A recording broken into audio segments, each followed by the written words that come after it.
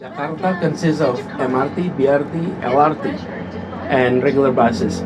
So first we're enjoying, this is our BRT, this is electric buses. We have now 30 electric buses, and we hope to have, we plan to have 100 by the end of the year, and we plan to have all fleets electric by 2030.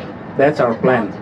And throughout the trip, we'll be having conversation. I'd like to invite you to enjoy, ask questions, and just interact. And we're happy to entertain any questions, and perhaps you can also taste some of Jakarta coffee along the way.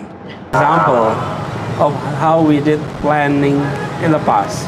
We were doing construction both almost at the same time, but we're not talking about integrations. So those who are taking the train unable to transfer to the BRT, and those who are taking the BRT unable to transfer to the MRT. So what we did in the past 3 years, we built these constructions of this round building. The idea is to connect the two. And since then, the two lines is integrated, and passengers coming from any directions can transfer. And this is one of the oldest part. And on that side is the headquarters of ASEAN. So the ASEAN Secretariat is on that corner, and the name of the station here is ASEAN Stations. This symbolizes the message about integrations. It's one word, but with that, we're able to convert many things. So what we're going to do, we're going to go up to the station there, and then we're going to take the MRT to the northbound to the downtown of Jakarta. Okay? So enjoy the green areas. Small spots, but they add something quality. Really. Yes, this indeed. spot, the other one over there, and the other one over there. Yes, I like that's that. true. Yeah. And we were talking about parks. You know what, the way we did it? We built parks across Jakarta. 90% of our populations able to reach a park within 800 meters of their residence. So 90% of the population is able. And we would like to create an ecosystem for birds, because birds can only fly 500 meters. If we are able to build more parks, the city will again be the home of birds, because we used to be home of birds, but we really need to rebuild more parks. But with that, it's already created a greenery here. So let's go up there.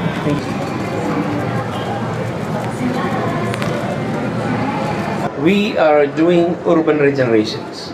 Many of the what we call kampung, the traditional neighborhood, they are often what we call slum area, congested, crowded, and not hygiene. So we are doing a reform of that. And this is one example that in one area, the government was doing a land clearing at that time, and the population had to be relocated.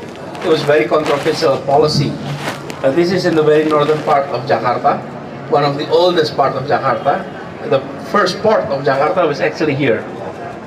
And then we're coming into the office, and we said we're going to do reconstruction, rebuilding of the community.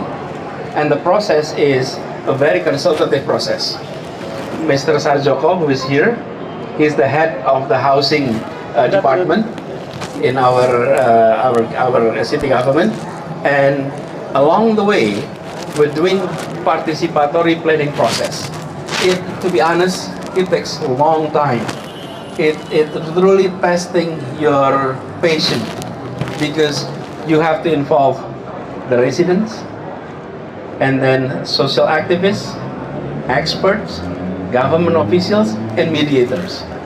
And going through a planning with 5 different stakeholders, it is quite time consuming.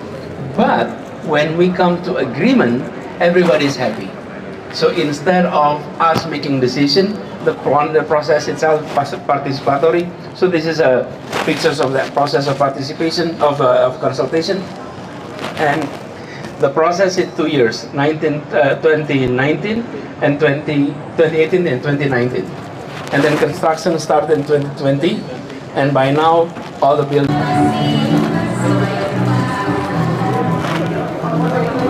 Are monetizing the asset as much as possible of the payment of Jakarta integrations, all kind of public transport, which is called Jaklingko. So in this intersection, it is the busiest, as this is the hub of all modes of transport in our city. And let me show you the reform that was done here. So if you see the tunnel there, and you see the road there, this used to be roads for motorized vehicles. We converted the entire area into pedestrian area. And of course, at the beginning, it was controversial. Now, we all realize that this is the way to manage public transports. So the road is still there. If you see the road, it's still there, but it's no longer going through the tunnel. It's diverted. It is basically a dead end, and it used to be like the roundabout, so that people can make a U-turn. In the one on the top is the main street of Jakarta business districts. So, and behind the wall, that is one of the oldest canal in our city. So if I may tell history a little bit, this is the furthest south side of Jakarta. The border was that canal. That's why the track is on that side, because it was the last part of Jakarta then. Now we're in the very central of Jakarta. This area is for pedestrian. And then if you have to make a U-turn, then we design it somewhere else. And then we converted this into this an open space. We call it the third space. First space is at home, second space is at work, and third space is sidewalks, public space, including parks. So we designed this as a public space, and we invited artists to do drawing on the walls and murals, the graffiti, the murals, and all of that. I like this picture also. Yeah. On the left side is a murals that was created last month by our artists, but we're changing it, like every other year, so that there's a dynamics of this. COVID tested. Ini other side. This is the story of Jakarta, basically. So that coffee, tea that is sold here is the sellers, the owners are all individual with disabilities. And this has inspired more coffee shops across the city to allow and to have employees of individuals with disabilities. So, anyone who likes some coffee? It can be cold coffee, it can be hot coffee. So, hot coffee. Which one do you like? There is espresso, americano. You don't drink coffee? Tea? You're fine? Madam? Tea? Americano. You're fine, you sure? Okay. But, what do you want? Americano. Americano. This is the pure. Here is the thing. Do you want to practice this too? Ahmad? Let's see. Just a minute. There is a sign here. It's B on there. B. That's right here. Must be this. Oh, that is.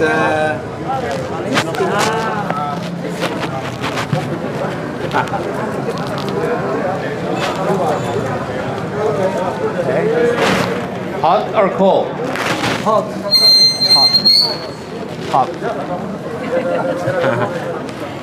No, Governor, you know what my name is in his language? What?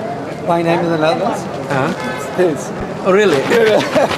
Ahmad. Yeah, Pak Ahmad ini adalah wali kota Rotterdam. Governor, thank you very much. This is my 5th visit to Jakarta, and I must say that I'm witnessing really a major progress in the way how the city is developing. This is a great city with great people, and the management of the public space, from which public transport is part of it, it's really a significant progress.